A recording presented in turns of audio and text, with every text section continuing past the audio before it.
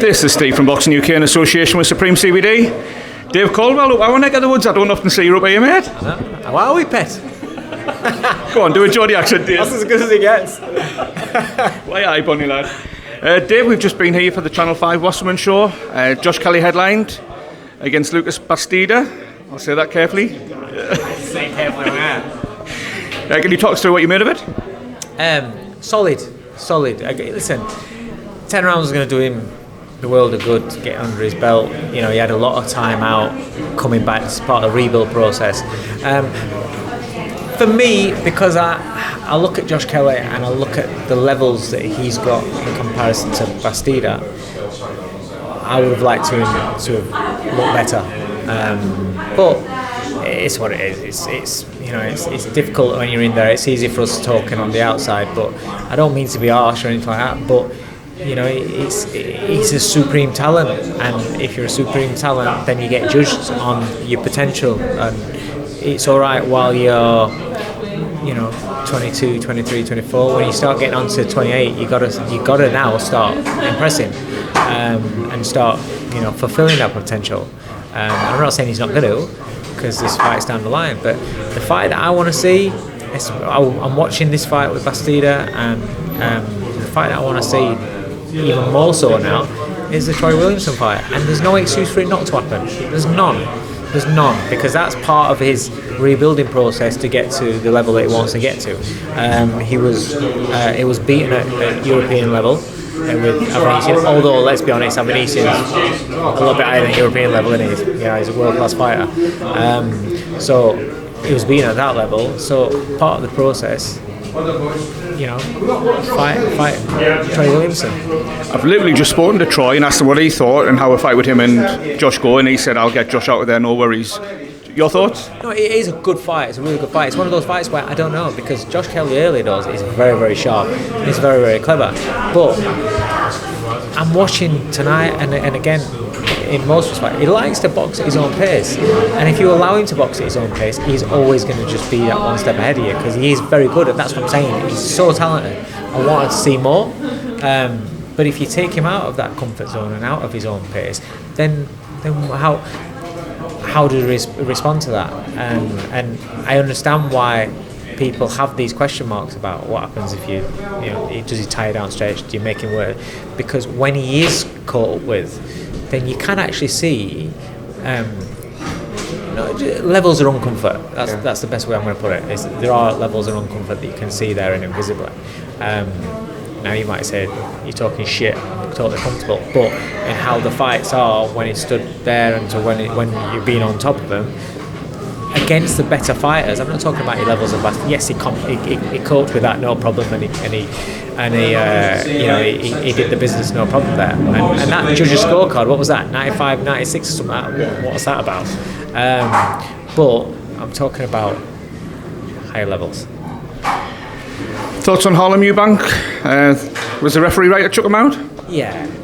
Listen, Harlem's a talent. Very good boxer. Very, very good.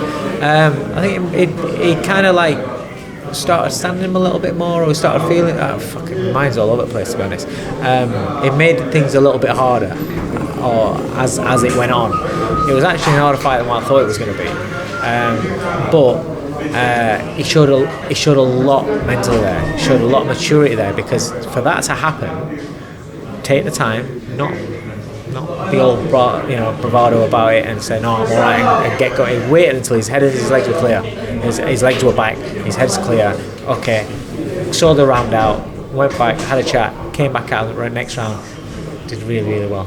And so the maturity he held on there, and he got through that little minefield. That's what we want to see as prospects do. And you've got to remember, he's not a championship fighter, he's a prospect.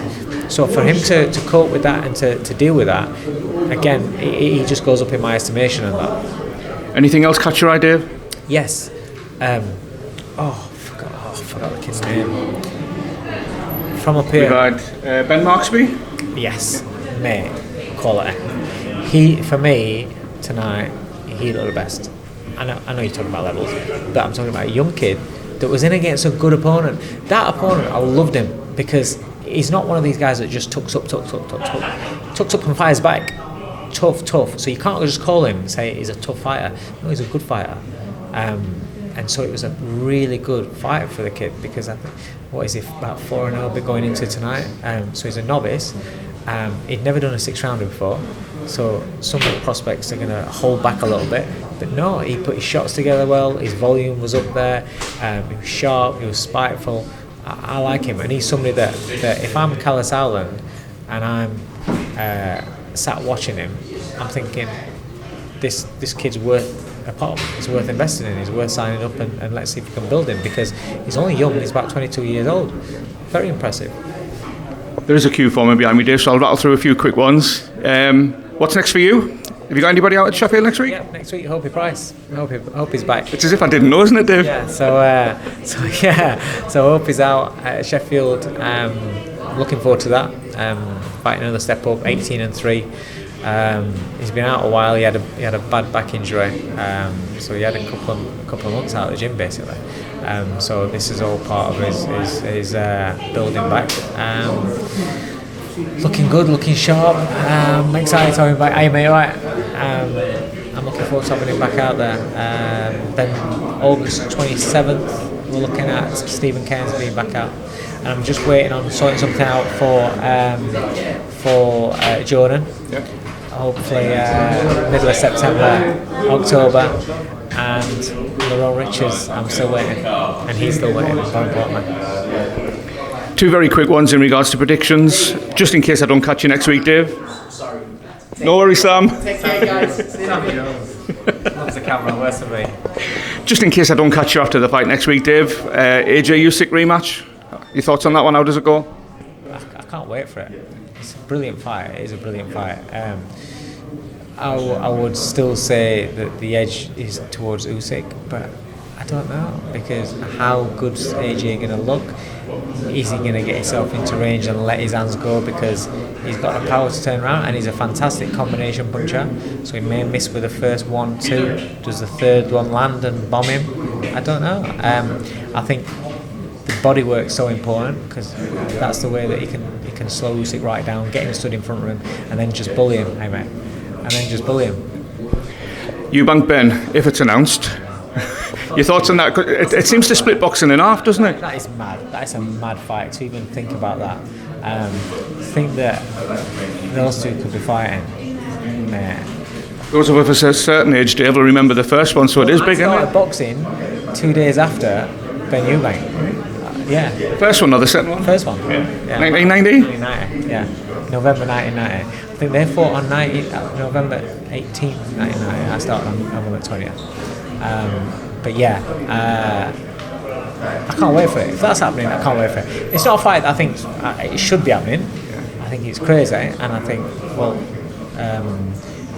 you've got Conor Benn who's looking to get into the mix in the welterweight division, stay in the welterweight division. But also you've got to look at it and think, well, the guys at the top of the welterweight division are shit hot. They're pretty much elite. Is he ready for that lot? He will say he is, but it's difficult. But Eubank, I mean, people comparing Kell Brook and Golovkin, but Eubank's not Golovkin. Conor Benn can punch like fuck. Eubank's got a great chin. It's like, you've got to say that's a tough fight. That is a tough fight. But do you think it'll happen, Dave?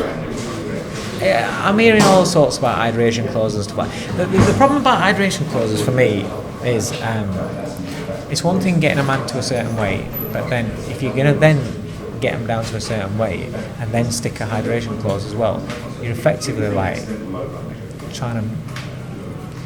If you beat him, have you beaten the best version of them? Do you know what I mean? That's my, and not just for this fight. It's like when Canelo's done it or whoever's done it. Do you know what I mean? In the past, when they do these where they pull a man down in weight first, okay, he's agreed to that. If you decide you can make a weight, that's on you. But then to put in the hydration clause as well, that is just like, well, you're getting everything. Where it's like, well, if it takes that to make it, then should the fight be happening? But will I watch it? Yeah. Am I looking forward to it? Shit, yeah. Because that is going to be nuts. The whole build-up's going to be nuts. The atmosphere on fight night's going to be nuts. The fight itself's going to be nuts. And it's going to be exciting. And yeah, I'll definitely be wanting to be there. I always appreciate your time. Good luck with Hopi next week. And fingers crossed I'll be able to dig you out at some point after the fight.